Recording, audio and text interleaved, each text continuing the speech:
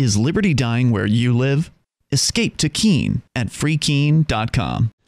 So welcome back to Keenevention on day number 2. We had a great first day. Dozens of people came out on a beautiful Friday here in Keene, and we had from what I understood, was a successful cop block last night. Several people hit the street. Something like 6 or 7 folks went out. They pulled themselves away from the very popular bonfire event and hit the streets in Keene.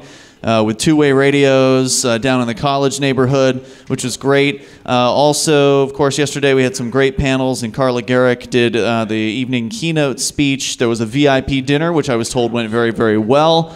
And then also, of course, that bonfire was a lot of fun, too. I got to get out there after I finished up Free Talk Live. So this morning, if you missed it, you missed a great preview of the 101 Reasons film, as well as Derrick J's Victimless Crime Spree, the Film Fest edition, which is a 60-minute version of the movie as compared to the full feature-length 90 minutes. We do have DVD copies of the director's cut of the film, which was the full 90-minute version of the movie, which has a commentary track on it with Derrick J, myself, Bo Davis, the editor. Bo, unfortunately, could not make it here today, and I'm sure Vince and Gary, who are co-producers on 101 Reasons, will talk more about why he is currently locked in an editing studio with nothing but water and bread just to sustain him until he can get through this, because it's a lot of work. It really is a lot of work to get a feature-length film like this put together from...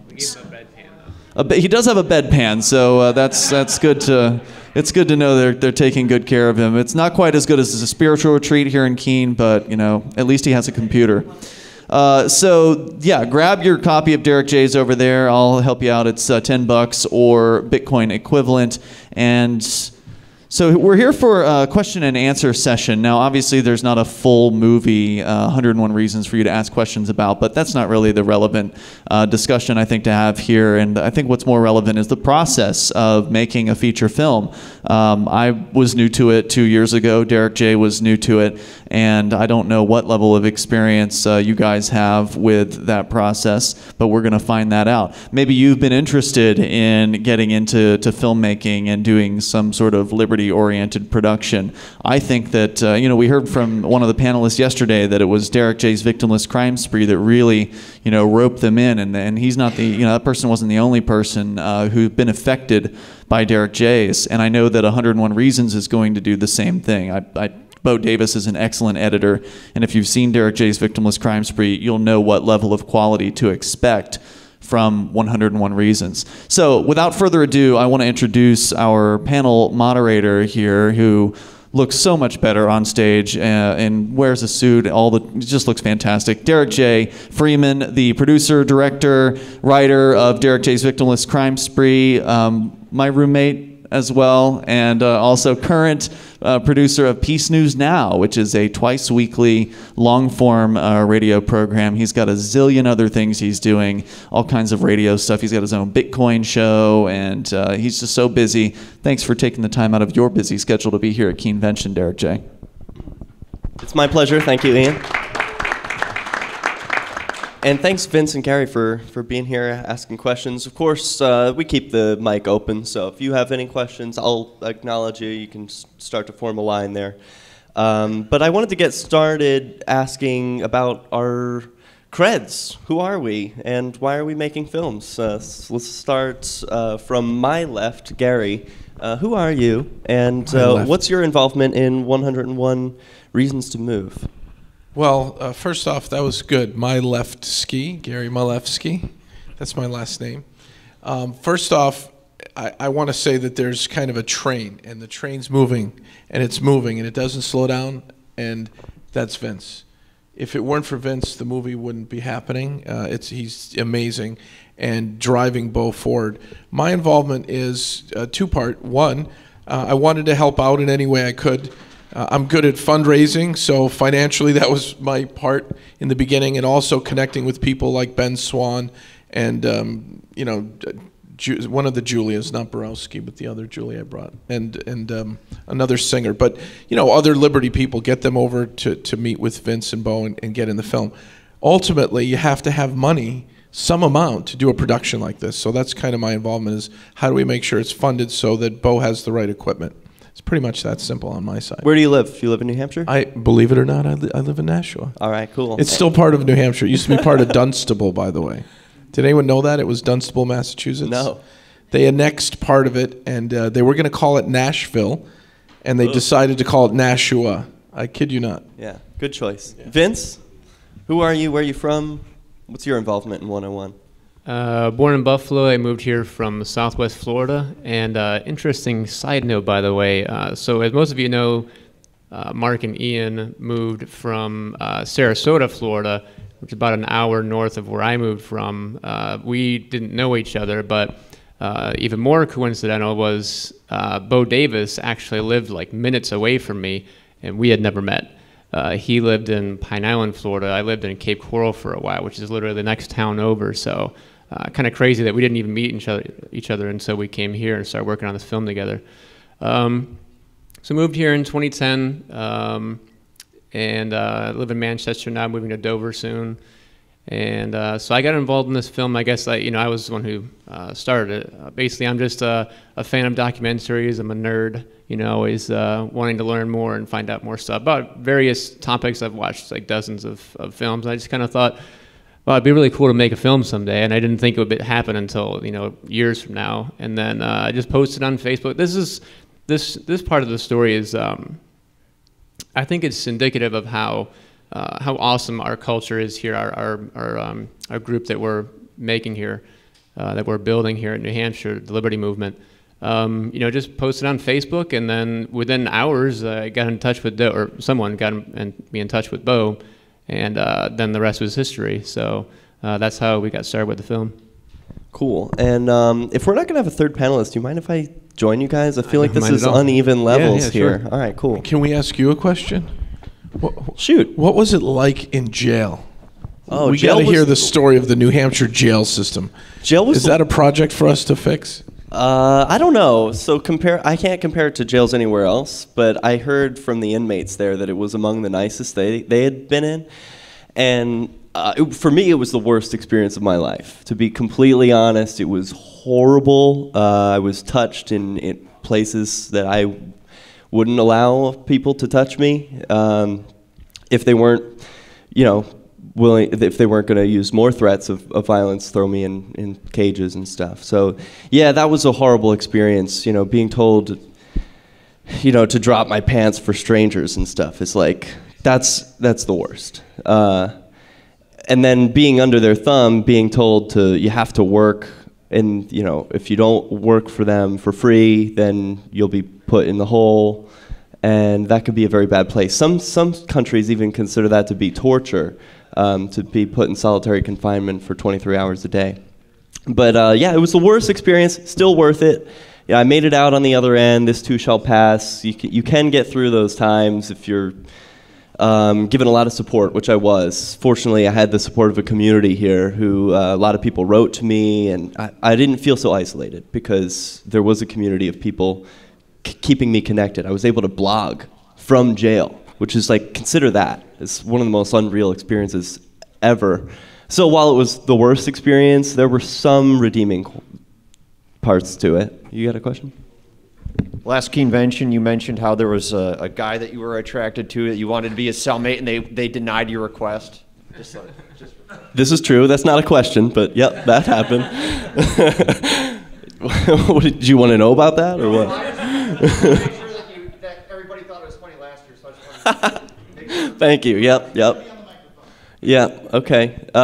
Yep. There was a guy I was interested in before in jail. We didn't get connected. But I do have more questions about the film and about, had you made a film before? You said you wanted to, and you didn't think it would happen so quickly. I wasn't clear on that. Did you make a film before? No, and I never have, and so I have no experience, and Bo, of course, has experience working with you. Yeah. And I didn't know anything, and then Bo was just really giving me a lot of information on how to make it better. And so he just took my, really crappy idea and made it great. So that's what he's done, And, I'll give him an idea, and he's like, well, let's do this instead. I'm like, yeah, you're right, that's better. So he's everything that I've come up with, he's just turned into everything better, you know. So have you found it surprising, because I hadn't made a film before working with Bo and just deciding, okay, we're going to do this. What was the thing that you were like, we can do this? Like, you go from a person, I can't make a Picasso, you know, but like you start somewhere. Where was the point where you say, I'm going to start making this film? We're going to do it. I mean, I guess it started with the general idea. You know, I think a lot of us have read the 101 Reasons, the list, and been inspired to sign and move. And, you know, I'm sure thousands of people were inspired. And so that's really where the idea came from, you know, because it's such an important part of getting people to move.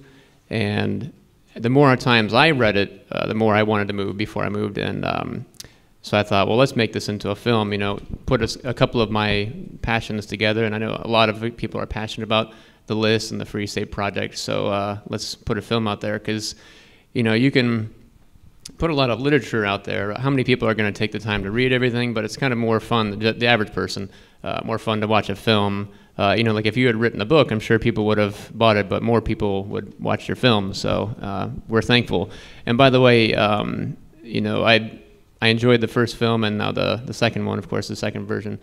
And I'm just a fan in general of the people who engage in civil disobedience. You guys are a lot more brave than I would be. And, you know, thank you for what you do.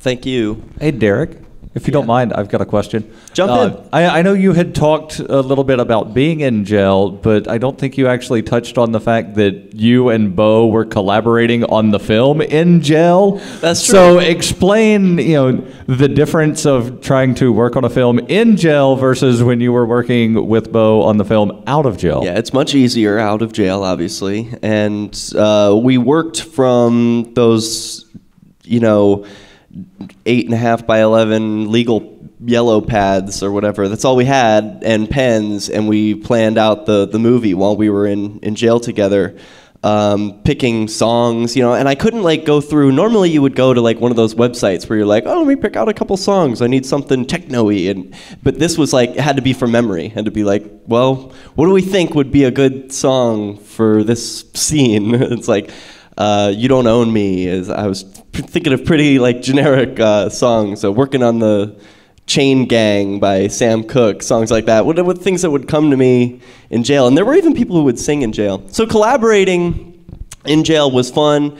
I did get to work with Bo, and he would come back, you know, after we're both locked in our cells all night, and then we'd like go compare notes the next day of like, oh, we got to interview this person, and we would like plan out the schedule for, I mean, talk about the different types of people that you're like, oh, we're going to sit down and do an interview with Pete Eyre, talk about the cop block incident and stuff like that. I'm sure you, Vince, you have a similar thing where you sit down with Bo and you're like, we got to do these interviews. Who are we going to get? How long is their segment going to be? What are they going to talk about? Talking points, lighting, background, all this stuff has to get considered. And talk a little bit about what that process is like, where you're putting these scenes together in your head. Yeah, well, we have so many Google Docs. We have just a ton of Google Docs and spreadsheets, and we only got around interviewing a fraction. Even though we did, I think it was 73 total interviews with, I think, 67 different people. Only 73? Yeah, right. Only some of them, obviously, will make it into the final cut, but then we had, of course, many other people that we wanted to film. So it was kind of like, you know, how do we narrow all the awesome people in our movement down, and then we only got some of them in. So yeah, there's that, and there are so many things that we have written down that we just didn't have time to get to, you know, because we wanted to make sure that it was out this year. I mean, you know, we could take a couple years doing this project, but how long is too long, you know? We want more people here now. Yeah, one of the things that you're doing that I think is awesome with the footage is, like, you know, you can't use all of it for the movie. Something's gonna hit the editing room floor, but fortunately with digital video, you can use that stuff. You can make it into a vignette, like you've done with some of the features that we saw at Keene Cinemas earlier today about a Robin Hood vignette, and so talk about what you're doing to promote the film in the meantime. Obviously, I've been following the YouTube page and the Facebook page, but you've been putting out like snippets to keep people biting and keep their interest alive. So talk a little bit about what that's been like. Yeah, we put out a few videos, not too many so far, but little updates on our Facebook page, etc. One of the updates that we gave people, I guess, was the fact that Peter Schiff actually invited us right to his house in Connecticut, which was amazing. We thought maybe we might meet him somewhere or whatever, and we're networking through his helper, his assistant. And you're like, oh yeah, he wants you to come to his house, his mansion in Connecticut. We're like, okay. So Bo went with one of our other assistants, and the two of them went down there, and he invited him, of course, into his house. And they're in like his game room, and they showed me like a bunch of pictures. We posted what I felt was the best one, but he's got like all kinds of like arcade games and foosball table, which I have like an old used foosball table that I bought years ago. I have that in my house. So I'm like, he's got a foosball table, cool. I'm gonna have to play him sometime. Did you play Peter Schiff in foosball? No, I didn't go. I was at work that day, but that would have been cool. I'm sure I would have completely destroyed him. No. All right, the challenge is out there if he's watching. Yeah, right. No, but and then Peter Schiff showed, actually, if you guys went to the theater, one of the quick scenes that you saw there was a guy handling gold coins. That was Peter Schiff's hands handling his own gold coins, showing us his coin collection, or at least part of it, I'm sure. So that was kind of a cool moment. But and then you can see him in the picture that we posted on our Facebook page. He's just wearing, like a nice shirt, and then I think he even had like jeans on or something, and then just no shoes or socks or anything. He's just kind of like relaxed and just like a really nice, cool guy, very open, very generous with his time. Wow, that's really cool. Were there any other celebs that you got to rub elbows with? Well, yeah, we've announced this a little bit here and there, but yeah, I mean, Liberty Forum, we definitely got some people. We got Jeff Tucker from Liberty.me and Cody Wilson, which actually Derrick, we kind of coordinated this together, that interview. So we had everything set up, and then of course you and Bo are friends, and so you guys got Cody Wilson to go in for your interview, and then we were like, hey, can we interview you as well? It's for like, our hey, film? while you're comfortable, stay there. We've got more questions for you. Yeah, exactly.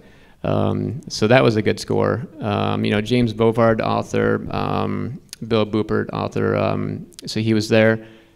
And so we interviewed a bunch of state reps. I think we got something like 20 interviews at Liberty Forum. And then PorcFest is when we got even better. We got all 4 of the people that we really wanted there. We got something like another 20 or 30 interviews there. But we got Patrick Byrne, the CEO of Overstock, Joel Salatin, author and everything. Let's see, we got Nick Gillespie from Reason TV, and Bob Murphy as well. So I mean, we got all 4 of the main people that we wanted that we set out to get when we went to PorcFest. That is so awesome. So many heavy hitters, and this is your first film, and it's just like, wow. So that takes a lot of courage to ask these people, hey, I want to interview you. I want to put this movie together. What sort of pitch do you give them? Well, first of all, networking is very important. Yeah. We just, and there's so many people that have helped network to get these individuals. So one example, Patrick Byrne, I happen to have a friend of mine, Darren Tapp, the shirtless Darren Tapp. He's always shirtless whenever he can be. If there's any excuse to be shirtless, he'll take it. So Darren's a good friend of mine. He's one of the first people I met when I moved here.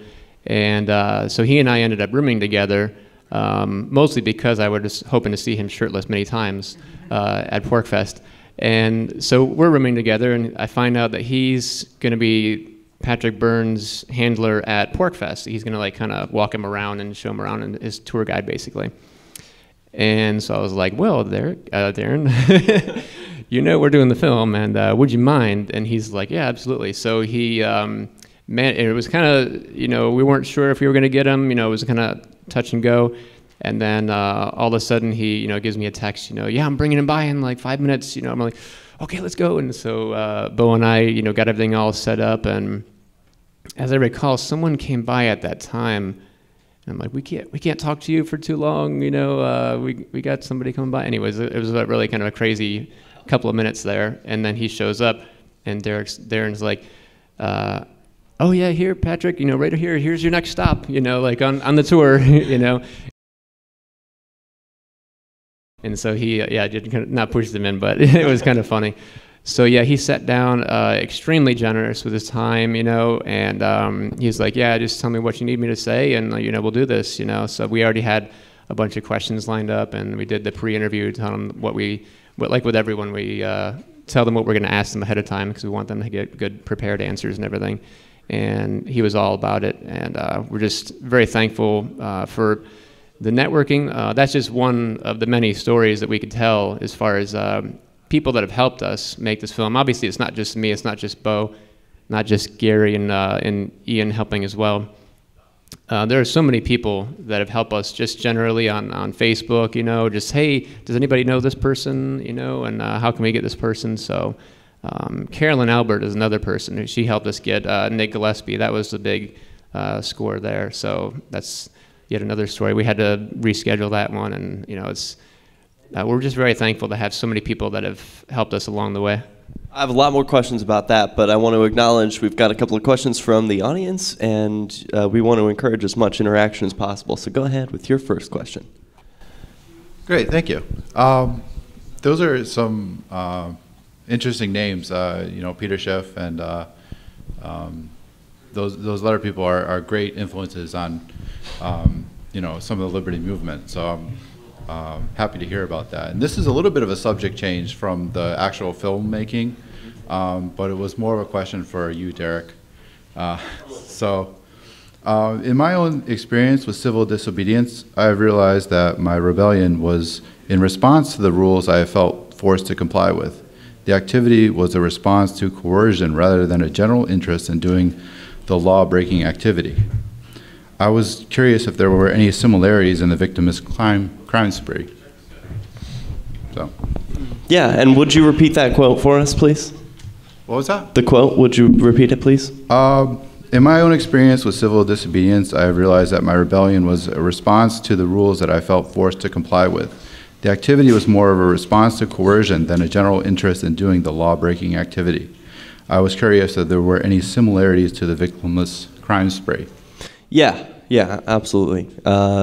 Some instances were a response, but some were obviously just trying to live free, like recording outside of the courthouse. I wasn't intending to get arrested. I was trying to obey them.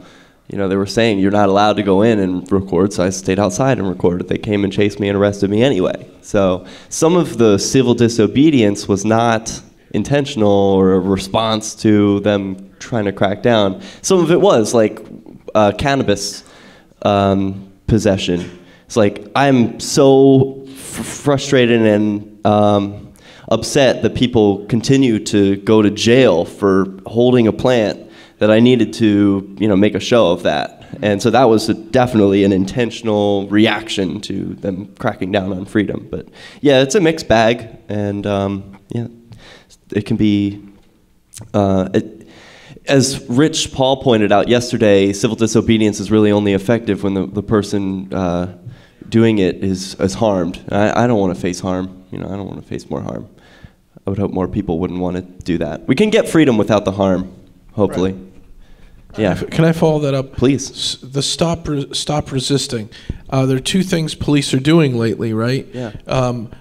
One is civil forfeiture, and the other one is stop resisting. So they can film themselves saying stop. Cut his mic. Yeah, cut his mic. Stop resisting while they're beating you up, right? Or while they're jamming your elbow. And you were saying while you're on the ground after that bicycle ride that you couldn't breathe. How many people have been killed by the police lately because they couldn't breathe? And I mean, I'm in shock their behavior. Did you have to keep saying I'm not resisting arrest, or you're hurting me, or it didn't matter? I said I can't breathe until I was out of breath, and I did get a concussion. I went to the hospital afterwards to, verify it, get a scan and everything. So yeah, that officer, Finton P. Moore Jr., gave me a concussion on the ground of that neighbor's lawn. And he doesn't face any consequences for that. And I believe, still to this day, that if the activists hadn't come out with their video cameras rolling, I might have died. Because I could not breathe, and he was not letting up. He was only giving more force, and he was calling for backup. There was the sheriff's department, the local police, and the state police there that day. I could have died.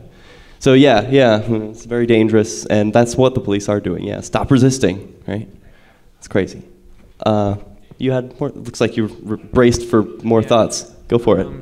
Well, have you ever thought about pressing charges against these people who have assaulted you? Yeah, so while I was in jail, during that, so I was arrested, I think it was March 30th when he ran me over with his car, and then I was in jail for like a week while I was waiting, because I had other charges, they were holding me, and all of this time while I was sitting in a cell, Bo had made an entire 13-minute video that had been put out on Cop Block and Free Keene, and like thousands of people saw this video of this officer arresting me just like hours ago, and like, whoa, we need to go to his house. They sang carols at his house and held a vigil, and I mean the response was amazing, so strong that I had no idea this was happening. While I was in the jail, a public defender came to visit me and said, I saw this video online of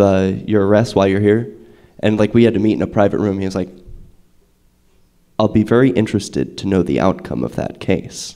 He wanted to defend me or take that on. That at the time was not my approach. I didn't want to use the violence of the state against the state. Philosophically, I thought that was illegitimate. I've heard a lot of good arguments why I maybe should bring charges against them so they face some consequences for their actions, but no, that's not something that I have plans to do until some well-dressed lawyer walks up to me and says, hey, I'm ready to take it all on, don't do a thing, and I'll take it all.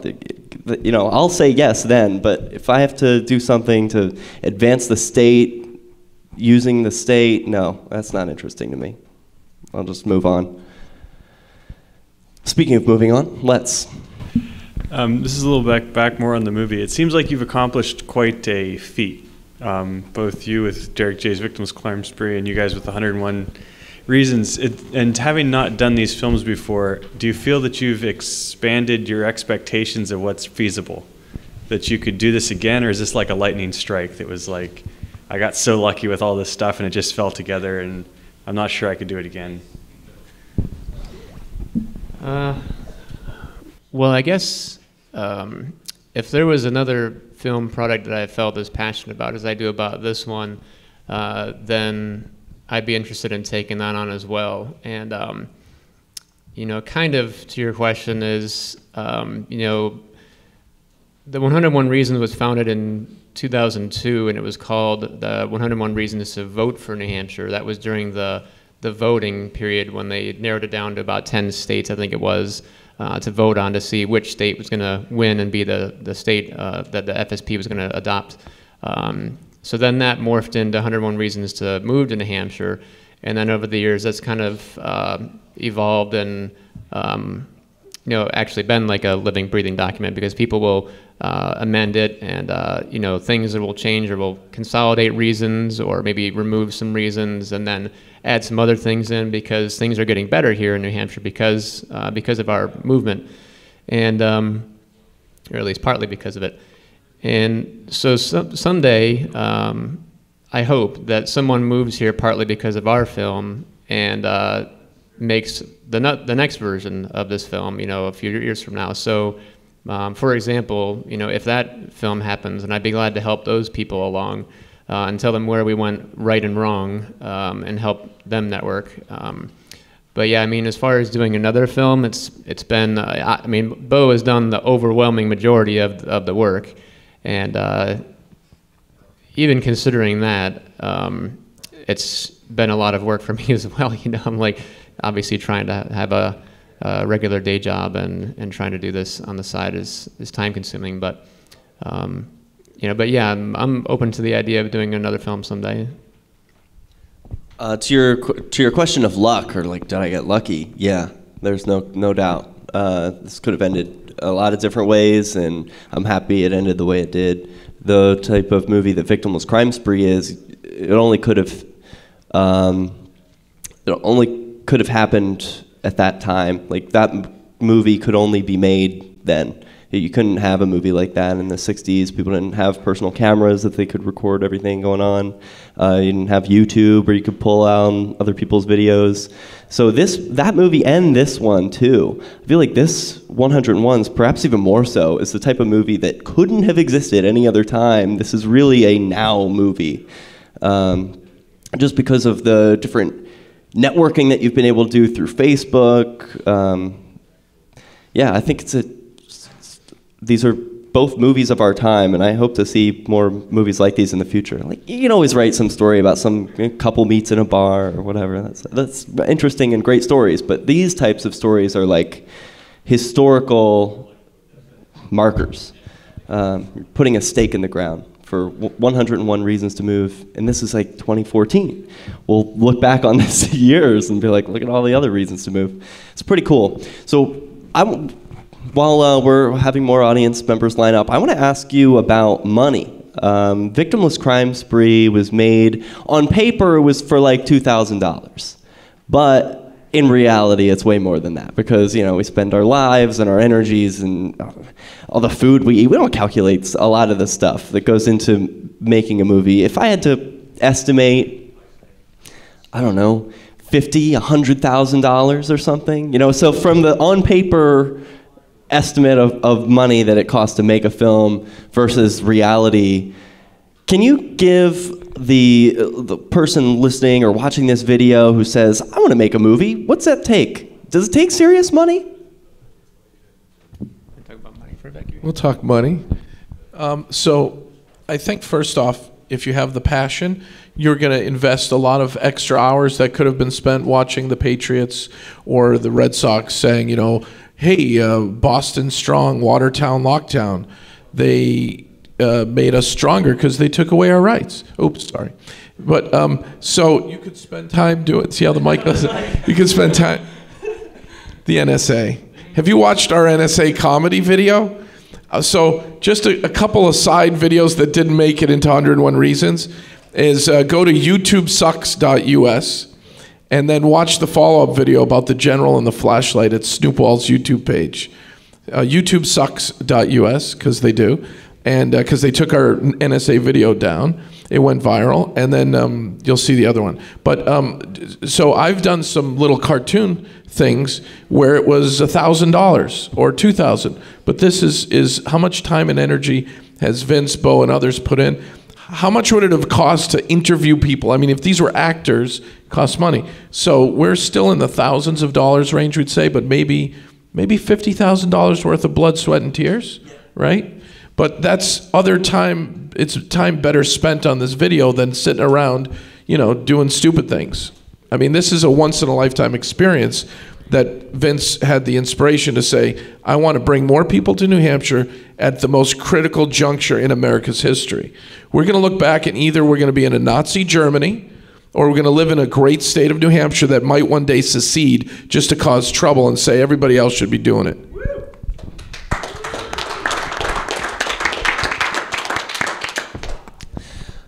He has more money. Yeah. All right, more on that. More money. Yeah, specifically, by the way, anybody donated? Did anybody donate to the Indiegogo and the Ukering and the Bitcoin? Can you raise your hand if you've donated to the film? So there's a couple people here, so at least 4 or 5, something like that.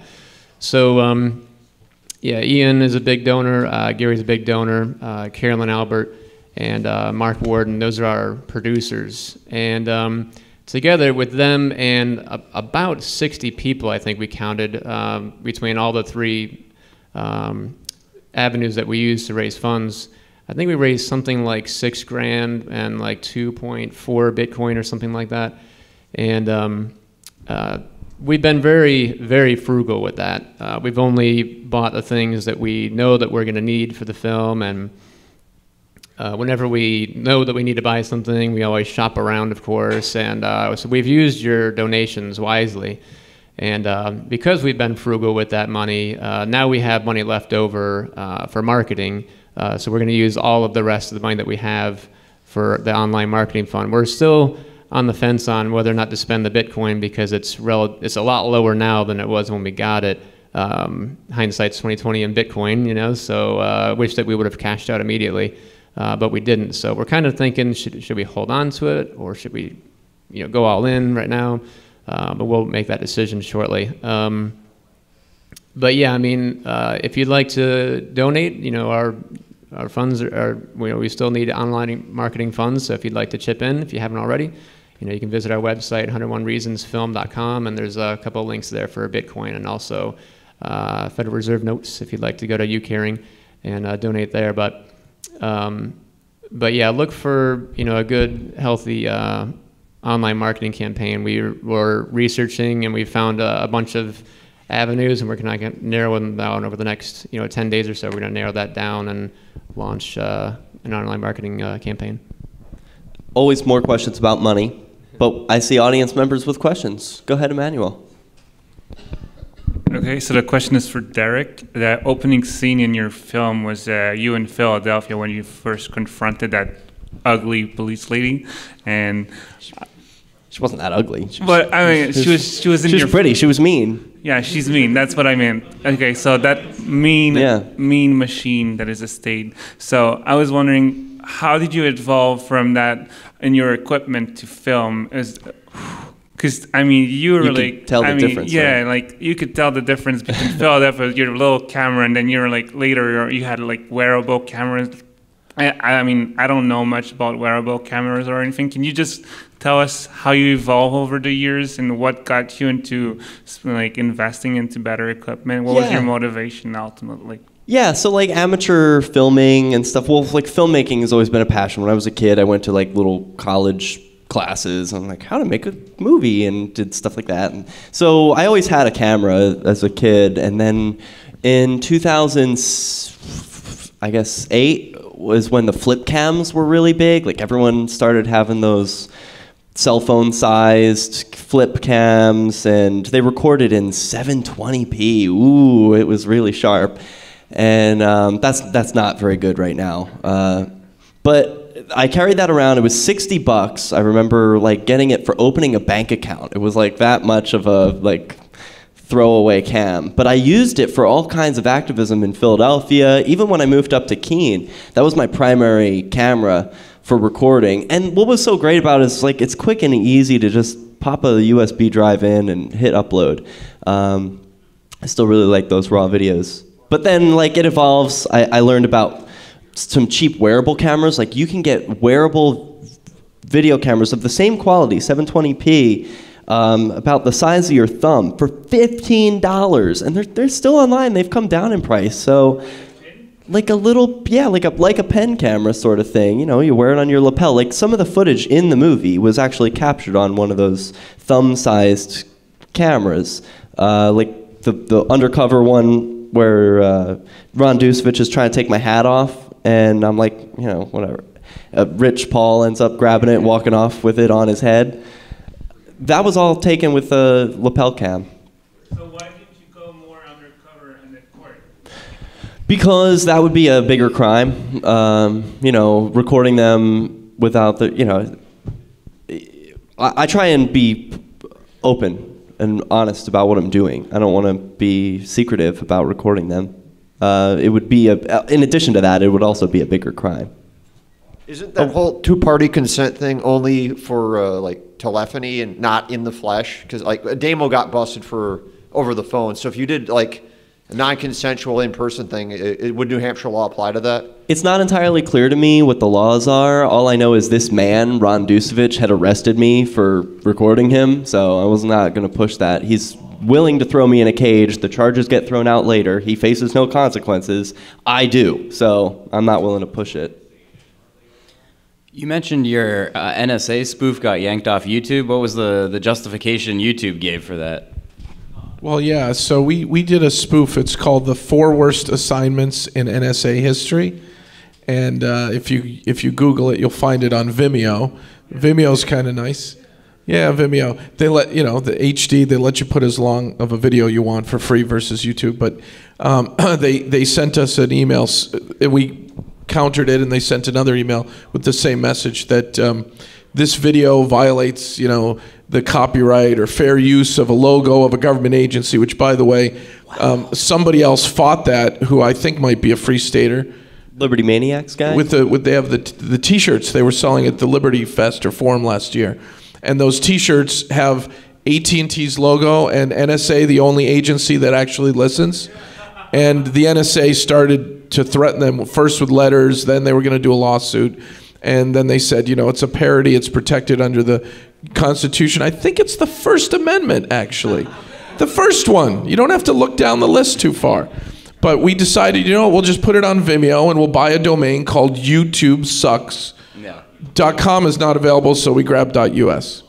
But we don't mind. I mean, it's conflict resolution. It creates a little hysteria. More people are probably going to Vimeo now because of what they did to us. So good for Vimeo, who gives you free as big as you want videos. It turned out to, in my mind, bring a benefit to people. So sometimes you fight it and sometimes you move on. And I suspect the NSA probably reported your video. I doubt YouTube did this on its own. Someone at the NSA probably reported it. No, because the NSA loves this video. And I have more government agencies viewing this video than anybody else. I kid you not. Including our flashlight video, which was hit by the Air Force and the Army thousands of times this past week.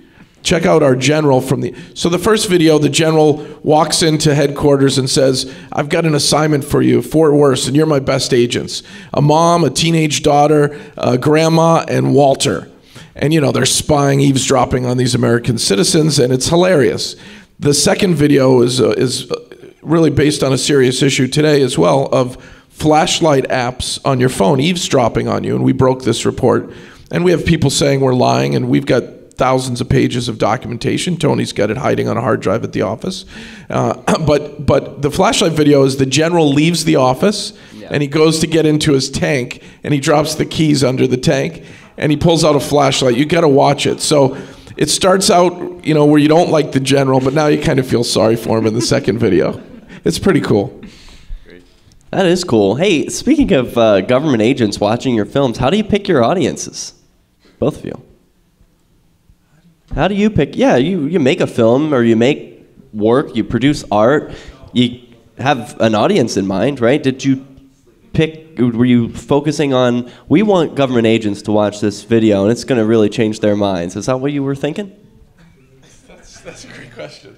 Well, Vince can answer for 101 reasons, which to me is hopefully the New Hampshire state government loves the video and helps us promote it, right? Because it's saying to people, come to our state. It's almost a tax-free state. We do need to get rid of this hospitality tax, property tax. And food tax. Well, yeah, food tax. So if we can get rid of those taxes, it's the best state in the world to live in. So targeting 101, Vince can give you more, but on these videos, we really wanted to target the average person to go viral, to say, I didn't know that this spying is either so comical or stupid or wrong or unconstitutional. Why is it happening to me? Why would an average citizen need to be eavesdropped all the time and every word you say put in a database, right? So the target is really educating any consumer who wants to see it. Well, people who work in the government are consumers, so it's kind of, it was a blanket, all Americans should watch this, and if you're in the government, you're gonna find it humorous if you have a high IQ. You know what I mean? Yeah. And then maybe you should quit too.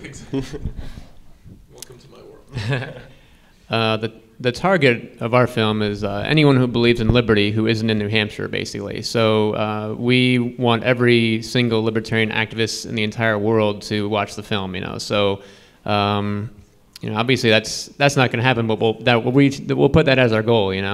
But I know that we're running short on time. I want to make sure I mention a couple of quick notes here.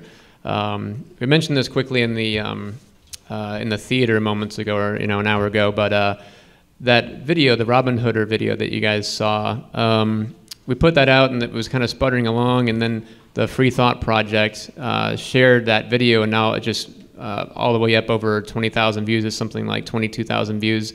That's an example of what we're going to need to make the full length and the trailer go at least viral or semi-viral, you know. So what we need from you guys is a lot of help when these 2 videos come out in the next 10 days to, you know, not just click the like button on Facebook, you know, that's like the absolute minimum that I'm asking you to do, but, you know, log into your YouTube account and actually go to the video on YouTube and, you know, click like, comment, you know, share, subscribe, favorite, you know, add the video to your favorites, even do like a video response. You know, all that stuff will push the video more into people's feeds and that sort of thing, and hopefully get it even onto the main page of a lot of people's feeds. So that's the goal. That's one of the ways that you get videos to go viral. We talked about this a little bit if you went to our PorkFest presentation. You know, there are 3 ways to make your video go viral. That's one of them is you have to have tastemakers, like people like the Free Thought Project. So we have to have a lot of people helping in a lot of ways, just the online community to get that, and then you have tastemakers, and then there's just coincidence or chance or uniqueness of the video. So your part is the community part. So we need your help to just spread it on every single, you know, Reddit page, you know, blog, Facebook, Twitter, etc. So you guys are going to be a big part of the success of the film later. Do you think we'll be up by Thanksgiving?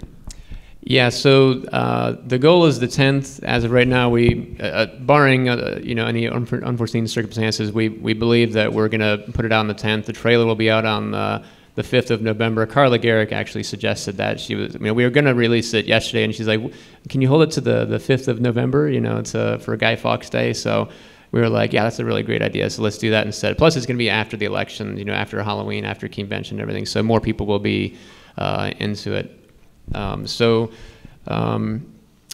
Just wanted to say, you know, thank you in advance for all the help that you've given us, and also please continue. It's very important, especially in the first 48 hours, by the way. So that's the way that YouTube's metrics work or whatever is, you know, within that first 48 hours is most critical. But that doesn't mean that it can't get views after that. One quick story is there was this video that went viral. It was getting like almost no views. Like if you look at the graph of this video for like months at a time, and all of a sudden Jimmy Kimmel decided to share this video on his Twitter page, and it just went boom, and the guy got like 20 million views or something. That's an example of tastemakers being very important. So just reach out to anybody who believes in liberty who's really famous, and you know, message them, email them, try and contact them through their Twitter or Facebook or whatever, and just say, hey, can you share this trailer? Can you share this full-length film? And that's going to be the most possible help that you guys can give us. Great idea. And looks like this will be the last question. Well, it's not a question, it's a suggestion. I want to make it easier for, Vince, is it? Mm-hmm. Okay, so to make your trailer go viral, you should thunderclap it. If you want to have a collaborative, organic, thousands of people share it at the same time, thunderclap it. Yeah, we've researched that as well. Yeah, thank you for that. Great suggestion. I think we have to wrap up, but if you've got more questions, I'm sure Gary and Vince will be happy to answer them down on the floor. So thank you for everyone who attended this panel. Yep. We'd like to invite you to visit freekeene.com. Freekeene.com features audio, video, and blogs chronicling the transition to a voluntary society. Freekeene.com also has comment and discussion forums so you can be heard. Freekeene.com. I should be in Keene, New Hampshire with the Free Staters.